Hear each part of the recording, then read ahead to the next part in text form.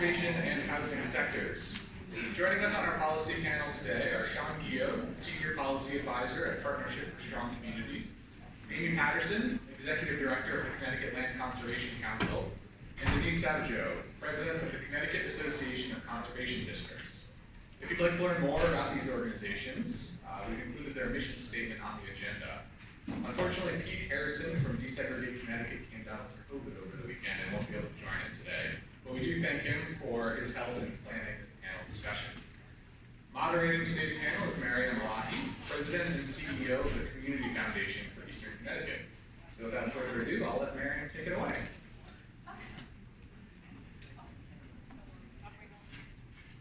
Thank you, Aaron. Good morning, everyone. Good to see you all.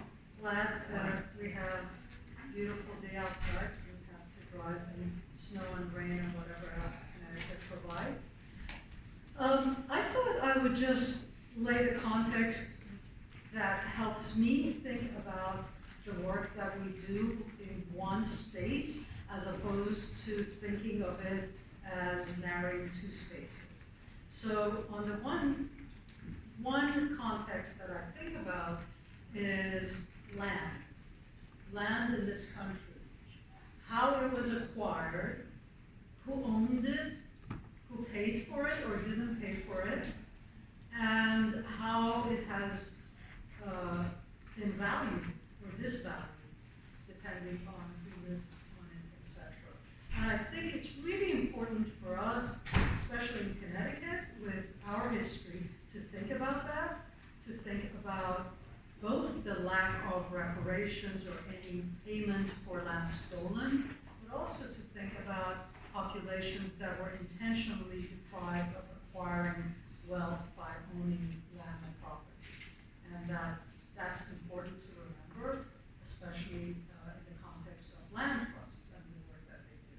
The other context that I think about is a global context that we often don't think about. So there is something called the Universal Declaration of Human Rights that was developed after World War II. The United States, in the person of Eleanor Roosevelt, took leadership in that. And the whole premise was advancing, recognizing the inherent dignity of human beings, all human beings, and ensuring that their rights were recognized, respected, promoted, etc. So I think that's important in this context because we're not talking about handouts or being generous. We're talking about abiding by very basic human rights and dignity, which advance us as a society to stand together in light of the principles that were enshrined after World War II to ensure that we move forward in a way that is dignified and respectful. So having said that, we have a panel of experts here, and they will help us better understand the connection within these spheres that we're talking about. And with that, I thought it would be really helpful to ask Denise to tell us a little bit about what is environmental justice, because I think that is so central to the direction that we're moving forward. Thank you. So I'm Denise Savageau, and I work with the Connecticut Association of Conservation Districts and also the Connecticut Council on Soil and Water Conservation. I spent 21 years of my career working for the town of Greenwich, Connecticut.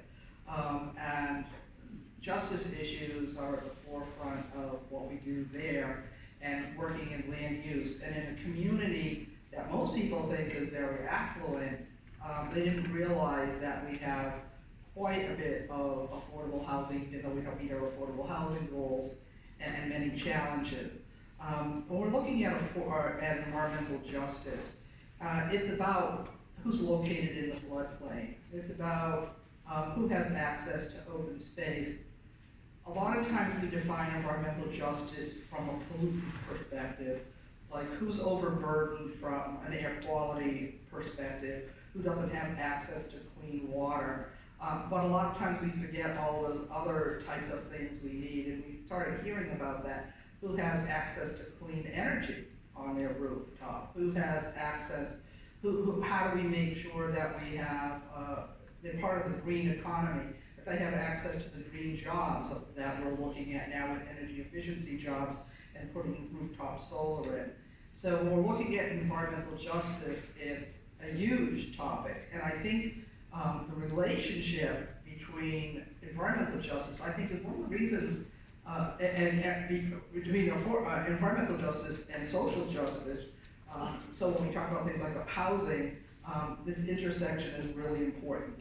And I think it's one of the things that's driving the discussion and why we're here today. We had housing on one side, conservation on another side, the development community in the middle, loving probably that wedge that was created. But environmental justice has really forced us to the table because we know that it's not just enough to have housing.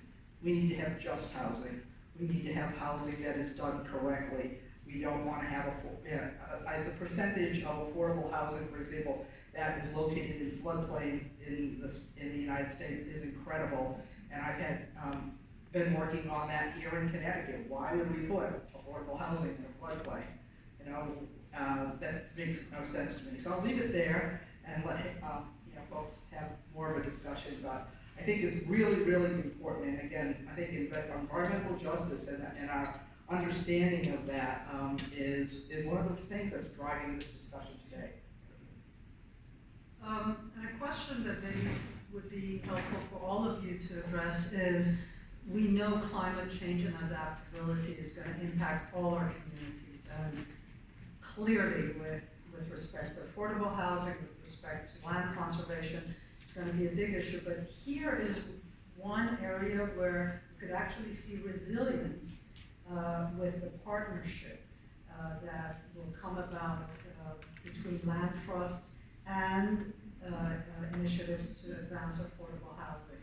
Sean, Amy, Denise, would you like to address that?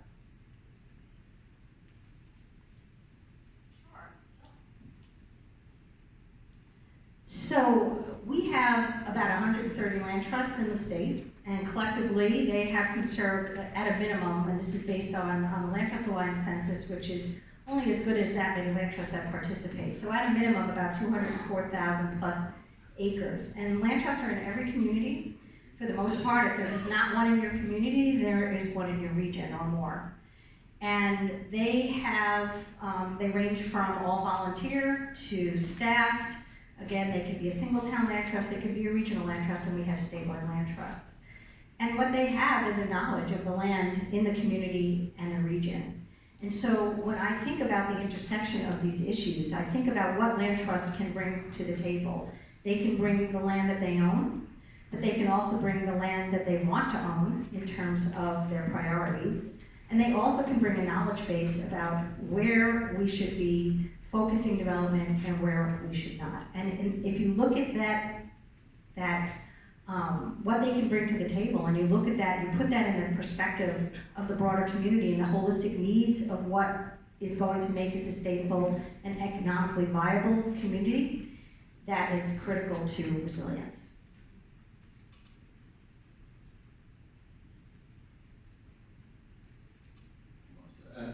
First, I want to say welcome to everyone. Sean Gill, Senior Policy Advisor at the Partnership for Strong Community. I was going to say here at the Partnership, this is in fact where our offices are on the first floor. So welcome to Lyceum. I see some familiar faces. I see you, Hiram. Nice to see you. One thing I'd like to say, I worked as a local planner many years ago, and on Cape Cod, where issues of land conservation have been critical. President Kennedy created the National Seashore many, many years ago, I think in reaction to that. As a lover of the Cape, I think I've never understood I feel like any sort of tensions between land conservation and for housing abundance have always felt misplaced. And I would say that we have a common enemy, and the enemy is, to put a fine point on it, our local land use controls. Large lot subdivisions of 2 acres zoning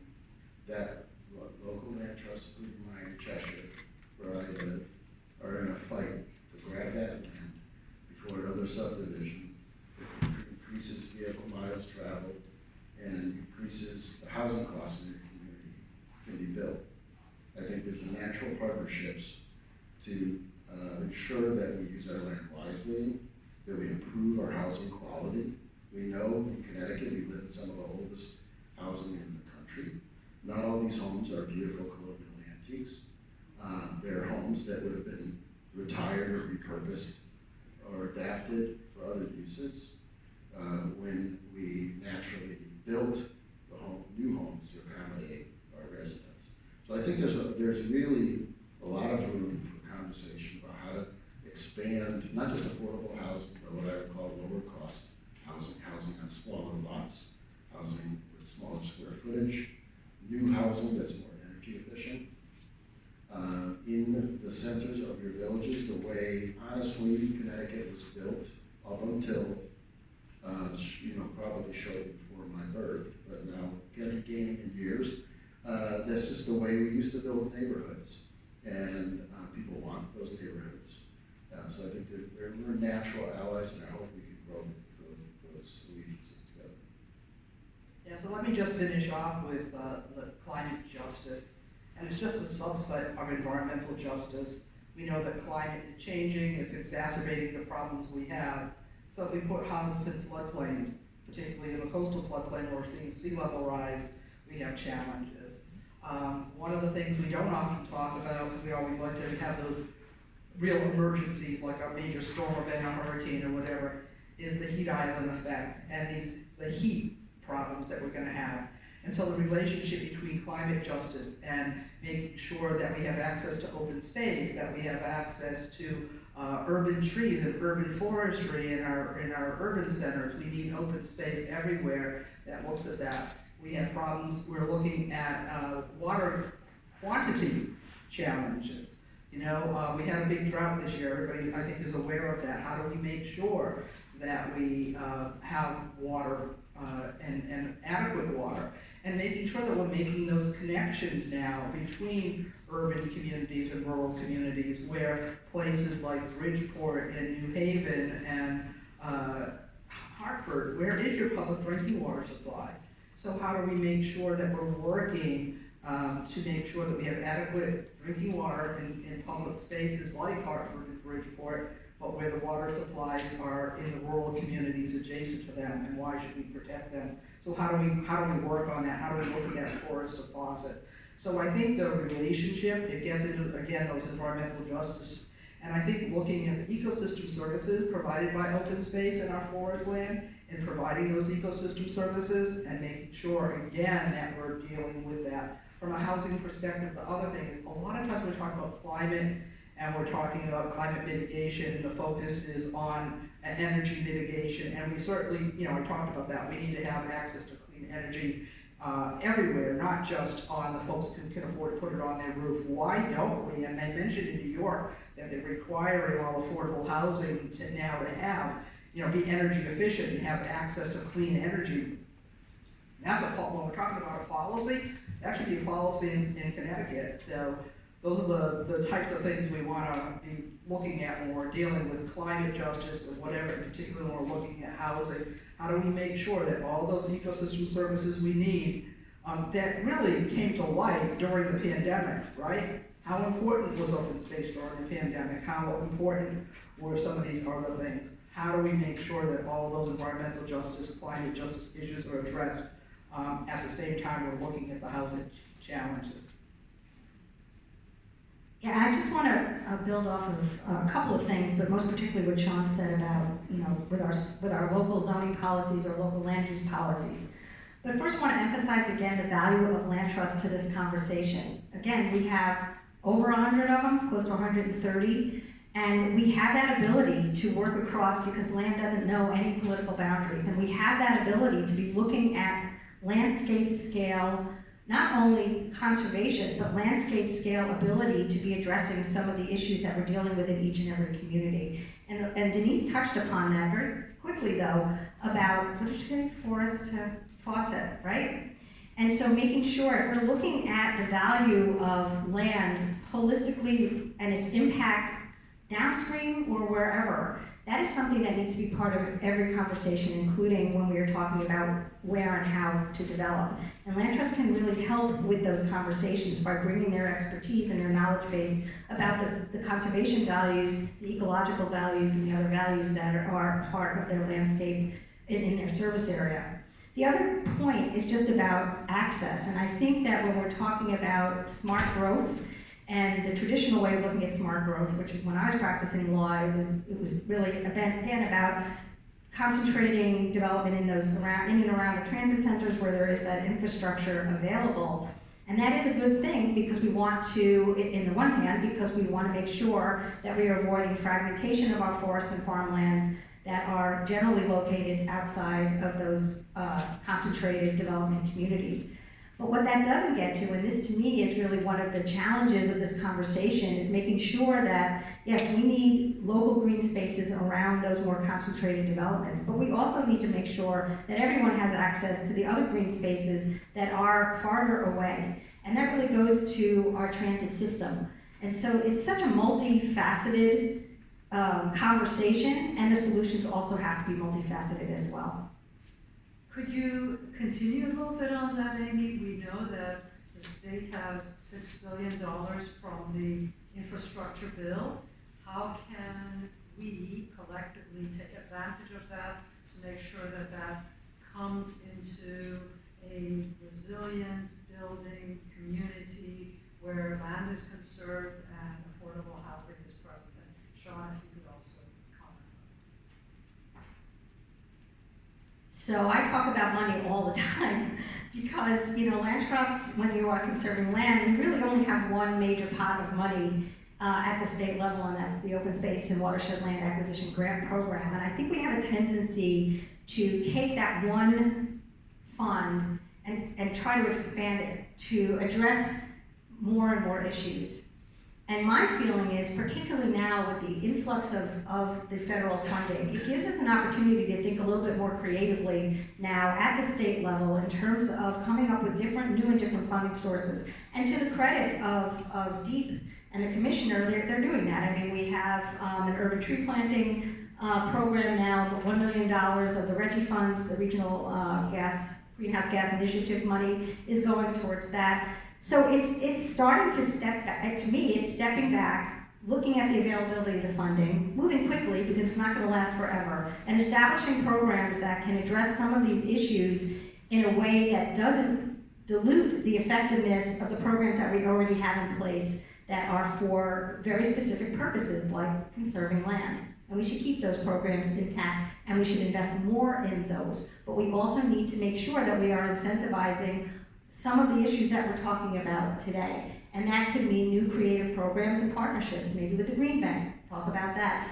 talking about taking this money and helping to have the Green Bank administer that. It also means making sure that at the local level, our municipalities have the ability to match that federal money. If that money comes in and there's no match money ability at the local or even the state level, we have to turn it away, and that is just an absolute tragedy. So we want to make sure we equip municipalities with ways to raise their own funds so that they can match that money. And then the last point I'll make, and you can see I'm in legislative mode right now because this is what we're talking about at the Capitol, is we need to make sure that our state agencies like DEEP, which is the agency that we deal with most particularly, has the staff available so that they can properly administer the funds that are coming in.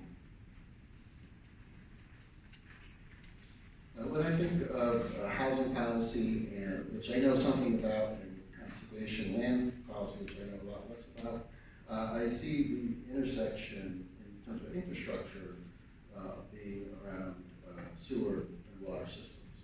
And it's a limitation, or at least a perceived limitation with building lower cost housing, denser housing. And it is, part of our legacy of sprawl in this state, our lack of having that infrastructure. So I think it's a place where focusing on expanding existing systems, improving existing systems, are critical and beneficial, I think, to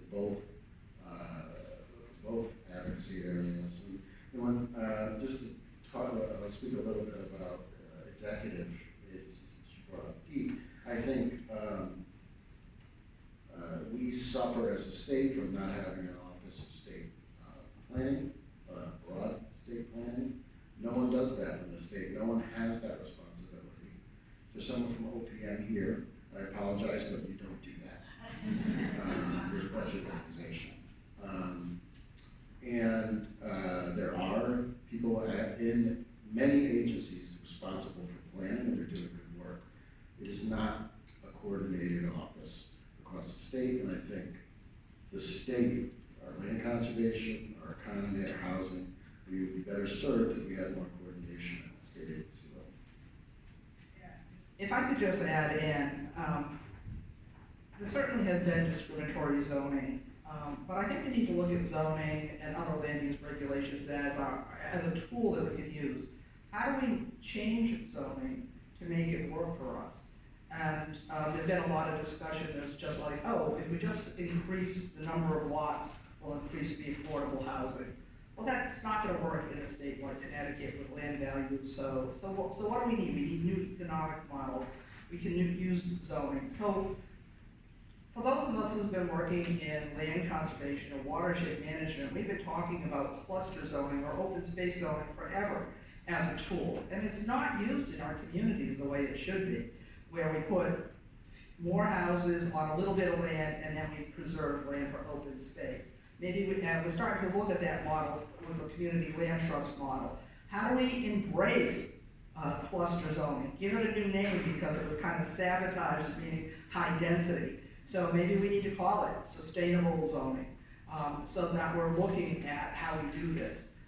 So changing zoning, but making the tools be our friend, but not abandoning the benefits of zoning. The benefits of zoning is to protect the health and welfare. How do we make sure that zoning, because you can do things with zoning saying, hey, you're gonna put in affordable housing that has to have access to open space, that has to have trees, that has to have green energy as part of the development proposal. Those are the things, how do we incorporate into the zoning tools that we need? And I would say that I don't see us zoning our way. If we only look at zoning as a way to do affordable housing, we're not going to get there. We need to look at new economic models. The community land trust model we're going to hear about later today is one of those. But right now, the way that we look at this is we have private development funding most of our affordable housing when we're trying to do it through the private market and the legislation we have in our planning and zoning laws. We really need to be looking at new economic models. How about looking at benefit corporations? Corporations where their mission and the people who invest in this private development are interested in affordable housing and making sure that we are meeting those affordable housing goals and the environmental justice goals. It's not appropriate just to put affordable housing everywhere. Again, not in the floodplain, not where they don't have access to certain amenities that are needed. So we need to be thinking about it that way. So we didn't get into the problem of affordable housing just from a zoning perspective. There's a huge wealth gap perspective. And if we don't address that with new economic models, we're not going to be able to solve this problem. So I think we need to look at all the tools in our toolbox, from a funding perspective, from an economic model perspective, as well as from a land use perspective, and say, how do we do these right? So I just want to build off of points that were just made. Number one, about kind of silos with our agencies and the programs, and then also about kind of the intersection of land and affordable housing as part of the broader community. And when I was preparing for this today, I was doing mostly just thinking, I just kept going back to the Community Investment Act. How many of you know what the Community Investment Act is in Connecticut? So a lot of you do, which is great. And that act was created in 2005, under very bipartisanship support. And the intent of it was to address the economic and social problems created by sprawl. And so it's very forward thinking, and what it does is it places a surcharge on local recording fees, and that money goes up mostly, some of it stays with the town, but most of it goes up to support basically five sectors of state programming. The open space sector, which is really the open space grant program that I alluded to, farmland, and then dairy sustainability, historic preservation, and affordable housing. And what I love about the Community Investment Act is that it brings these five sectors together, generally during the legislative session, to protect the fund from being rated, it's a dedicated fund, being rated to plug budget shortfalls. But to me, the idea of having those five sectors working in coordination, it really reflects that that intersection of all of those as part of healthy, sustainable communities. But to your point, Sean, about working together, it also is an opportunity that I think has not been taken advantage of nearly enough, and that is for the agencies that oversee the programs for which the CIA funding goes to support, don't necessarily work together to maximize the value of those funds, to make sure that the one program in DEEP that's being funded actually can help to incentivize some of the other programs in the other sector. Maybe DEEP and DOAG somewhat, but for the most part, they're very individualized looks when the advocates are very much a coalition. So I totally agree with you there, and I think the CIA is a great way to start because we have it, it's in place, and it can take advantage of that federal funding that you were alluding to. So we're all talking about planned development with equity and justice at its heart. The obstacle or challenge, or maybe not, is we live in a state of 169 fiefdoms, towns that want to independently control, and do independently control zoning. And so, Sean, as you think about sort of how practical steps for people who are here today, as they walk out, what can they be doing to bring about the change that we want to see to make our towns more thriving, more inclusive and welcoming, etc., besides getting on their zoning boards? What would you recommend, and how maybe everyone could comment after Sean does on your thoughts in this regard? Well, first, a couple just clarifying points. One is local land use control is granted to municipalities by the state. And in fact, the name of the law that does that is the Zoning Enabling Act. So whatever land use controls municipalities have are only derived from that act. They've been expanded and limited numerous times over the years. And the other thing I think I'd like you to think about when you think about affordable housing is just think about housing and housing costs and how to make housing more affordable for all of us. It's a factor of cost, the largest being land.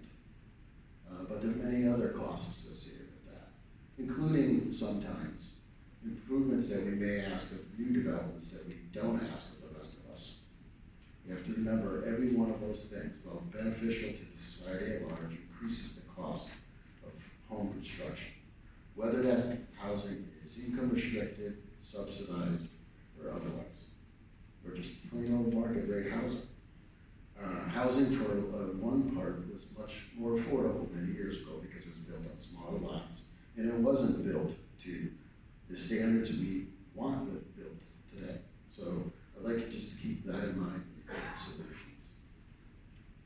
And Miriam, I lost the thread. 169 towns, the zoning, and what people can do besides getting on their Well, zoning. yes, and so my point around being a state authority granted municipalities is you all have state representatives.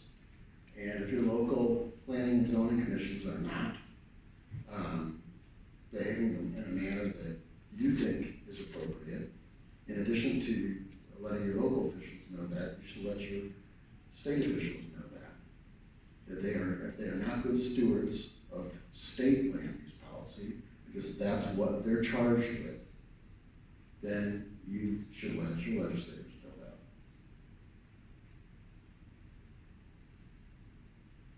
So we have 169 towns and 169 way of doing things, somewhat, but I think everyone has the same goals. Everybody wants to have a community, and they all have a sense of community. everyone thinks that communities that are small, that have, 10,000 people, some of the rural communities that many of our towns are in Connecticut, are very different than the urban communities. And I don't see that. Urban communities have their neighborhoods. They have a lot of other types of things. So it's just that they're broken down.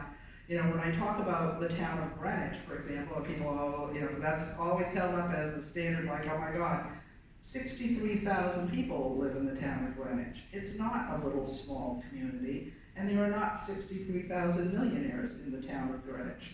There are a lot of millionaires in the town of Greenwich, but not 63,000. And there's actually a lot of workforce housing and a lot of housing, but how do we make sure that we don't look at gentrification and those types of things? So I think that when you want to be involved, being involved in your community from a host of perspectives, it's the community groups that end up driving, so the plan of conservation and development, looking at that, how does that relate to where you need to go? But again, looking at how we're, what we're doing from a legislative and policy perspective.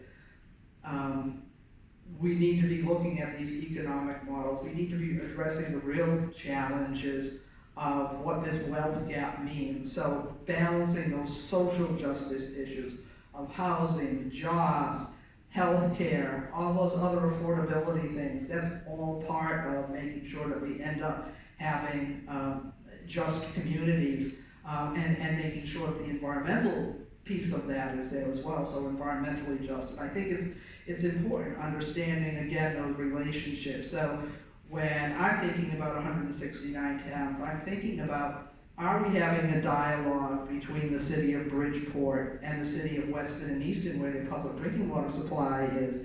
How do we have those dialogues so that we make sure that we're doing that? How do we look at that transportation corridor and what we're doing with cutting down all our trees to make sure that we don't have, that we have reliable energy, supposedly?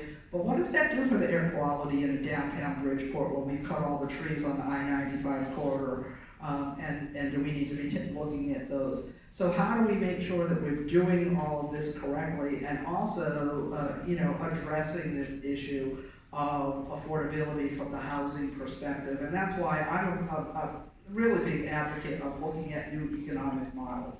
Right now, we're relying and dispelling the myth that just making more housing means we're going to have more affordable housing.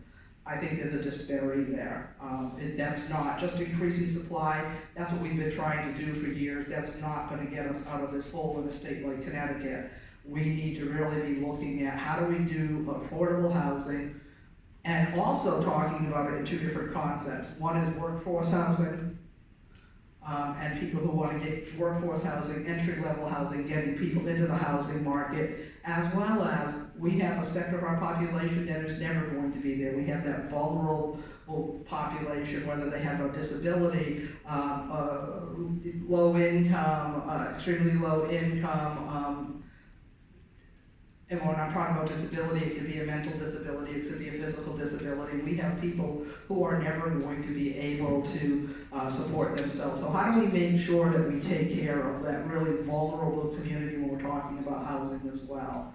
And a lot of times we don't want to address all of those issues. And I think that that's where we need to focus and make sure, because a lot of times we're doing this, like we're lumping affordable housing all together. And there's different things we need to do, and there's different solutions for each of the problems, and how do we address those differently? So my mind was going in two different directions when I was thinking about answering this. And the first is, I'll go to the 169 towns. And like I said earlier, and I'm going to use I'm looking through the land trust lens because that's what we do at CLCC. And with 169 towns, I just see opportunity. And our organization is a convener. We bring, just like this, we bring people, we do groups together.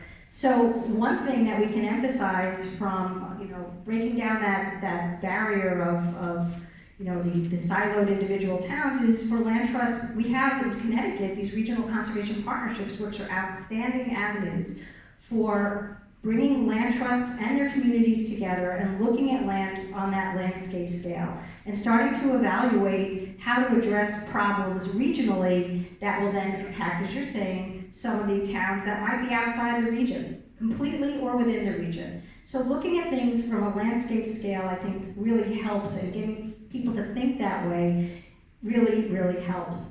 But flipping that over, I think, some of the other work that we've been doing at CLCC and really emphasizing we call them our advancement initiatives, but really what they are bringing land trusts together within a region and starting to tackle some of the non-traditional issues that they are not necessarily part of their core mission of conserving land. And being better community partners, being better listeners, trying to gain an understanding of what the challenges are that in communities and how they as land trusts can be community partners and help. And I think that making sure that we are listening to communities, starting at that grassroots level, and making sure we understand what the individual issues are in the community, and then looking collectively about how we can use our respective expertise and resources to address them. I'll open it up to questions from the floor, so if you have any questions, please raise your hand.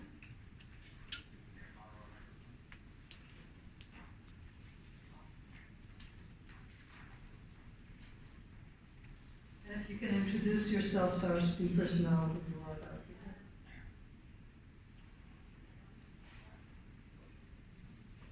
be great. Hey, sorry.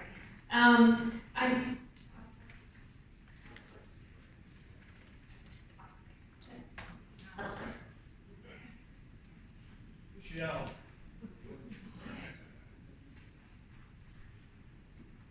How about that? Sorry.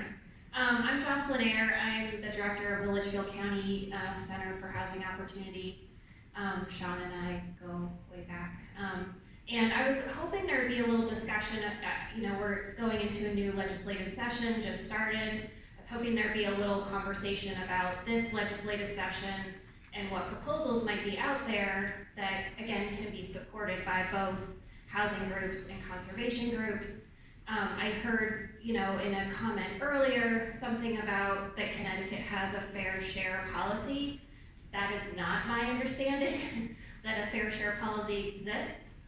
There is, an organization or many that are suggesting a fair share policy.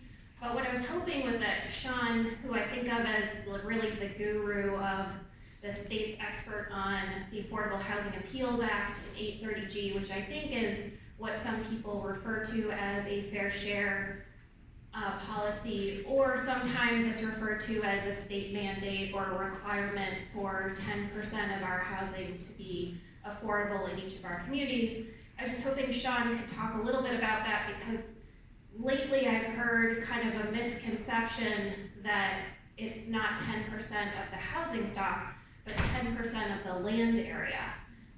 And there's some confusion around, our land area, we have ledge, or we have, we don't have water and sewer or whatever, so we can't. But I was hoping you could just talk about kind of that misconception, because I do think in this legislative session, there'll be some conversation around the 10% and 830G. From a housing perspective, I think it's really important that we keep that law and protect it. But Sean, if you could just talk maybe a little bit about kind of that, I think in the context of what I think both affordable housing advocates and conservation advocates can agree to, and that 10%, you can get there in lots of different ways. It doesn't mean using up 10% of your land. Thank you. Thanks, Jocelyn. So I will quickly cover a topic that's not quick to cover, 830G. So if you, I'd ask if you want to have an argument with me about it, to wait until we're done with this, and I'm happy to do that. But first, you're right, Jocelyn, it's not a mandate. Second, it's what it is, I'll say just, is towns that have 10% of their housing deemed affordable by definitions of the statute are exempt from the provisions of 830G. It's not a mandate. it determines who and which towns are exempt from the statute. Second, it is importantly the percentage of your overall, of the community's overall housing stock has nothing to do with the percentage of land. Thank God, that would be a really striking number, I think. The other thing I'd say is it is not, you're right, it's very, to me it's very incorrect to refer to it as a fair share plan. Because many towns, the statute's been in place since the 1990, 91, and many towns remain non-exempt. In fact, most towns remain non-exempt from the statute. So the thing I'd say, there are other efforts. There is an effort to pass what's called a fair share law, being led by Urban Communities Alliance, another housing advocacy organization, which would require the state to determine the regional need for affordable housing in each of the council of governments. I believe that's the frame they use, and then to have that allocated to each municipality by the state, a number to each municipality. That bill's been in different versions in front of the legislature for a few years. The other, I think, there's a lot of housing is a hot topic, I think, right now in the legislature.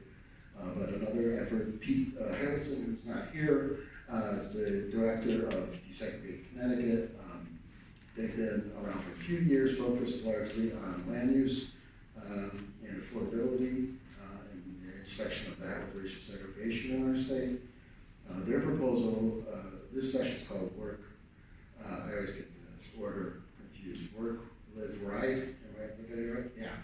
I guess you could do it. You can do those in any order, I suppose. And that really is focused sort of on what I was talking about earlier about creating incentives for municipalities that have existing transit and existing infrastructure to allow more housing in a sustainable way and provide those communities with additional state resources to make sure that development is done in a sustainable manner. Did I cover? Was there, that's good enough to start? Okay.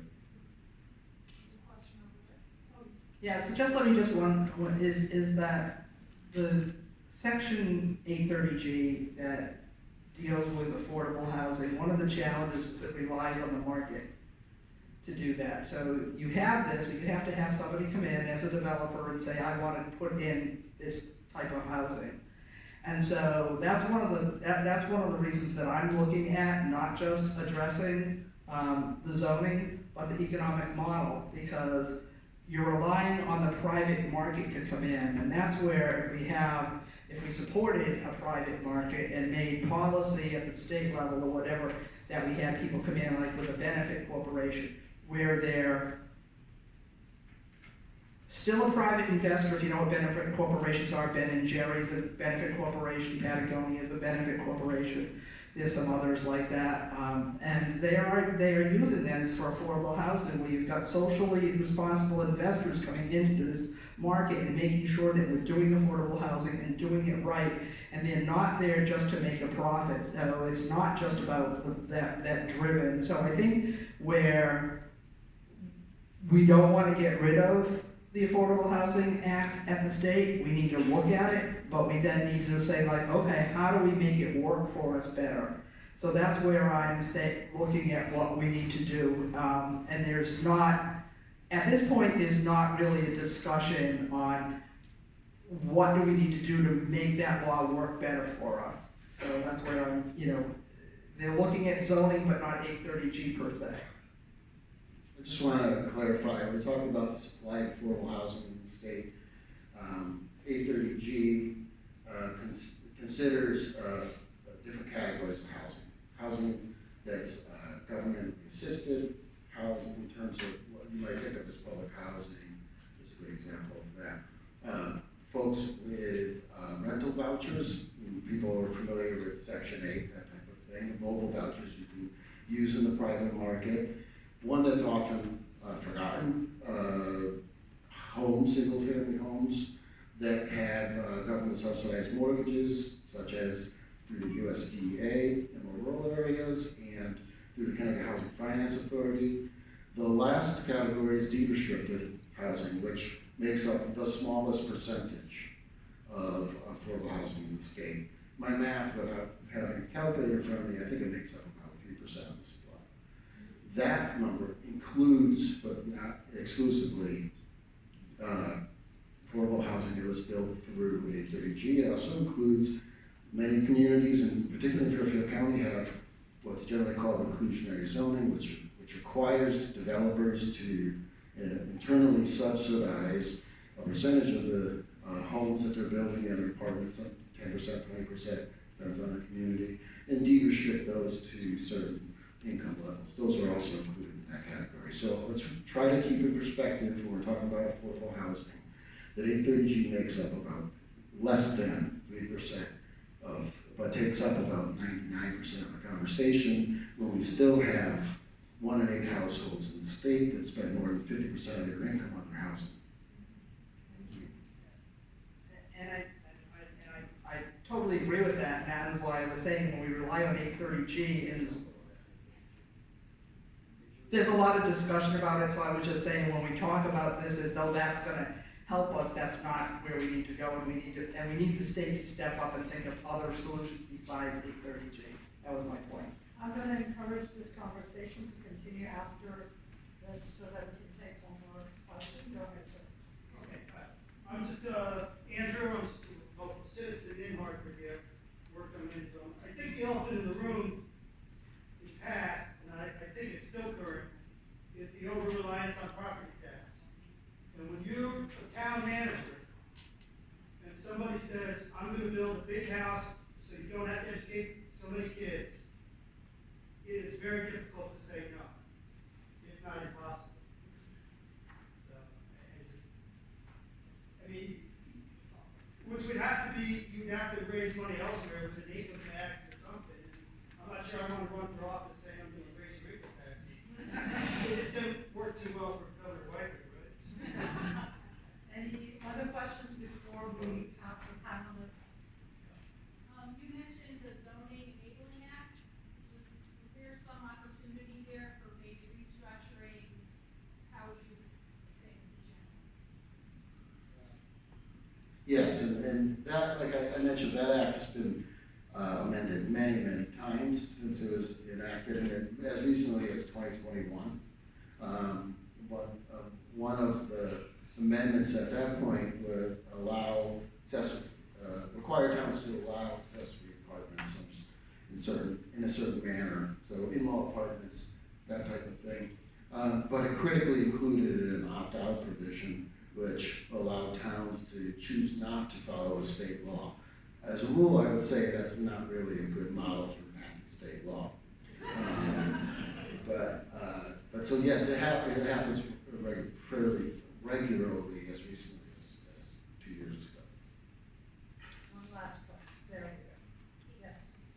All right, hi, I'm Rebecca Dahl. I work for the office responsible for that OPM, so.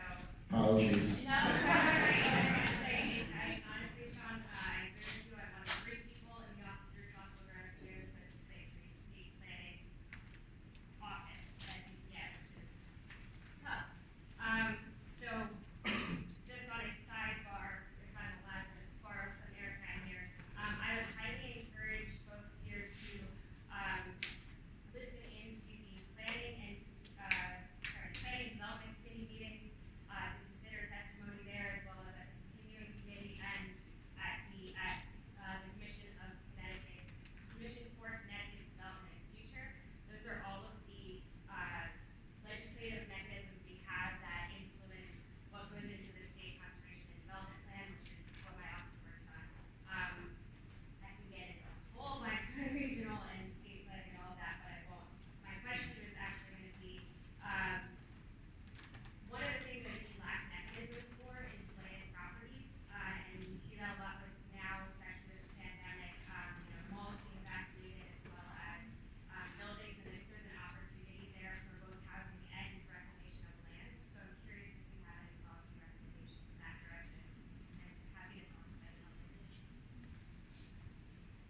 I can just say quickly that the state a few years ago passed there's an expert literally right behind you on this, so you can talk to Jim Moran from List afterwards. But passed some legislation around blighted properties and receivership. But there's limitations on the number of communities, I think, still, Jim, right, that could use it. Only towns over 35, population 35,000. Yeah, which is unfortunate, I think, because as you pointed out, and we know, and I mentioned a lot of our homes are so old in this state, every community has these properties. And not all of them are going to be turned into homes or other productive uses even. And in fact, I hope I don't speak incorrectly, the property next door to us used that law to renovate, rehab that from a vacant property, I believe, to back to apartments. So that's an existing law that can be expanded. It's also a law that could use, municipalities could use resources to create land banks. Hartford has a land bank here, and there are a few others in the state, which Jim will tell you where they are because I can't remember right now. Waterbury is the only current one. There's also one for some towns in eastern Connecticut that are working together, but it was primarily created for brownfields, but it can also be used for housing or other like mediation.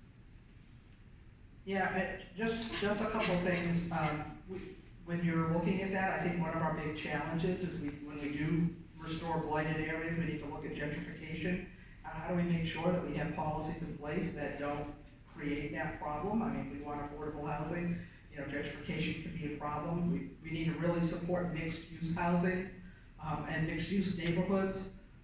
We don't always do that. We tend to say like, okay, all the affordable housing people are gonna live here and all the other people are gonna live here because now this is the low-income housing. How do we have mixed, we need to have mixed communities. Those are the comfortable communities. That's what we want. We want to make sure that we're integrating people into communities. So I think looking at those types of things. And then I'm just gonna get back to the economic model because the same thing is driving this. Who's gonna take on restoring, a blighted property? Do we have economic models in place? So, for example, a benefit corp. Could the Green Bank do this? We just expanded the charge of the Green Bank to expand from clean energy to be working on other climate resiliency work. Can they work on blighted neighborhoods? Do we have to say it's climate resiliency, or can we look at that we really just need to do environmental justice and get this affordable housing thing done? And how could the Green Bank help with this? If that's the model we want to use, either that or, like I said, other benefit type corporations, community land trusts. What are the economic models that are going to make this happen? Yeah, I was actually had the same thoughts, Denise, so I won't spend too much time on it, but I guess, again, it goes to, your question about, Miriam, the federal funding opportunities that we have now. How can we funnel those best into projects that are going to most benefit communities, and, whether it's addressing blighted properties or green infrastructure, and what are the local mechanisms and the local funding options that communities have in order to take advantage of that. So again, I think we're considering all of this from a national and then a state level, but we cannot forget the importance of the local ability to absorb and implement. And I think policies and funding opportunities are there to help incentivize that. Very important point, and as our colleague from OPM reminded us, that this is the long legislative session. People expect things to happen around housing. We all need to pay attention, be available to provide testimony, etc. And on that, one last word from Sean, Amy, and Denise before we close this session. I want to, Andrew, just point out that I agree with you. The property tax underlies a lot of these issues, and school costs, right? And one thing I think what I like to think about is the harm that's been done to the state by having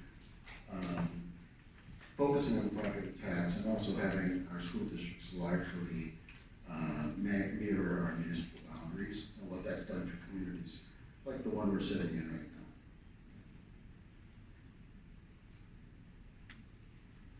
So I just want to underscore that, we're looking at having just sustainability, and we need to have both, environmental justice, social justice, and how do we reach those goals. And I think we need multiple tools. We need to fix zoning, we need to look at the economic models, we need to do all of the above. Land trusts and their knowledge of land policies and ecosystem services are critical. The housing advocates understand other issues related to that, and I think we need to look at that. And just quickly, because Amy, you jogged my memory on this, right now there is a boatload of money coming in from the federal government. And how are we making sure that we're using this appropriately? And one of the things I'm seeing at the state level is that there's money coming into housing, and there's money going into, for example, different federal agencies. So for example, EPA for Long Island Sound, and there's money coming in for the Clean Water Act. But there's not really one entity looking at all of the dollars that's coming in. We don't have a group at the state level that's saying, here's all the dollars. How do we get multiple dollars out of benefits? And I'm just gonna put one, I work on water all the time. So when I see the water coming into Long Island Sound, if I'm protecting a water supply, so let's say I'm protecting the water supply for the city of Hartford, and I'm making sure they don't get nutrient management and algal blooms, so they don't have algal blooms for the city of Hartford and they drinking water supply. Guess what? I'm also protecting Long Island Sound. So should I be able to use all this money coming into the Long Island Sound to do source water protection? So how do we get multiple benefits, out of all this? And I don't think all the money's come into separate agencies, so everybody's saying, this is what I'm gonna do with my money, and I don't think we're having that discussion about how we get multiple benefits out of the dollars that's coming in, including housing. So I was listening and thinking, which way am I gonna go on this? And I think the way I'm gonna go is to kind of tee up what's gonna happen in the afternoon. And that is, you're gonna hear about some models, and we have some transformative models budding here in Connecticut. And when we offer our advancement initiatives to land trusts, it's not just to get the land trusts together in the room to talk to each other. These programs have been expanded to make sure that we are getting other community groups at the table, as I said before, to make sure that our land trusts are as much a part of community conversations as every other important group within that community that serves the public. And it's amazing what comes out of those conversations, and one of the things that came out of a conversation like that was this idea of, gee, here's a piece of land, and it also has a house on it, and it's got a little piece that could be used for farmland. And so when I referenced the Community Investment Act, my mind already went to ticking off affordable housing for a farmer that needs access to that land to grow food, to serve the community, and to conserve the balance of it as important land conservation that will keep the water clean, keep the air clean, help to mitigate against the impacts of climate change, and be as much of a service to that community as the housing and the farmland. And to me, it is just continuing to beat that drum and get people at the table and talking to each other and really learning about what the needs are in the community, and land trust being part of the problem-solving efforts. And I think that's where policy will come from. When we start to create these models and think about it at the local level, you can talk to your legislators and say, hey, this is what's going on here. We need financial incentives. We need some policies in place to make sure that these kind of cooperative projects can happen and that we're not leaving money on the table. So I encourage all of you to sit down and talk to each other in community meetings and make sure your local land trust is a part of that as well.